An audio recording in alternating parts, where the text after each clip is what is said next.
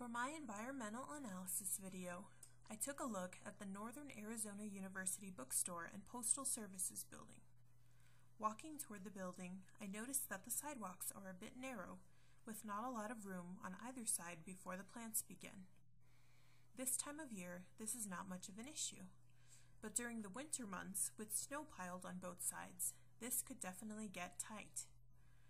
Approaching the main door, I noticed that the doors all open toward you. This is a big problem with accessibility, as it is difficult to open a door outward from a wheelchair, whether you are in the chair or helping someone who is. I figured there must be a panel somewhere to automatically open the door, but I was wrong. Assuming you can get into the building, things only get worse. Immediately, you must go up or down a set of stairs. Up leads to the NAU bookstore, a place just about every student on this campus needs to enter at some point. Down leads to Postal Services, another vital campus center that many students need access to. If a person can get downstairs, to the left is the door to access the student mailboxes for those who live on campus.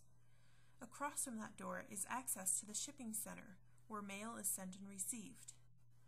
Both of these locations are critical access points for students who live on the central and north sides of campus, because this is where anything processed by the U.S. Postal Service is sent. Having access difficulties here is a big problem. To the right of the bookstore entrance is another set of stairs, also leading to the shipping center. It seems the only way to access this place is on two very stable feet, as both of these sets of stairs are steep. I assumed there would be another way to access this building besides stairs, so I headed back outside. Just before stepping out, I realized this was here.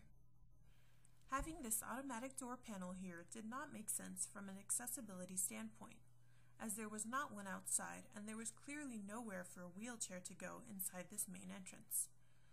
Perhaps the postman uses this panel when his hands are full of packages and he can't hold the door for himself. Once outside, I saw this sign on a window that was cluttered with flyers. Hoping this solved all of the accessibility issues, I looked for the entrance. It was off to the side, just to the north of the main entrance. Walking up the ramp, I noticed again that it was a little narrow, but a standard wheelchair should fit. The ramp also looked a bit steep, which might be difficult to roll yourself up in a standard wheelchair without assistance. At the top, I expected to see an automatic door, which is exactly what was there. However, these doorbells were situated next to it. This made me wonder if this door is not always set to open automatically. Again, I noticed that the door opens outward, but I hoped the automatic sensor was set so that it would open well before a customer was standing in front of it. The door displayed the hours of operation for the NAU bookstore, but mentioned nothing about Postal Services. So, the questionable accessibility remains a mystery. Let's say I broke my leg, so I was in a wheelchair temporarily.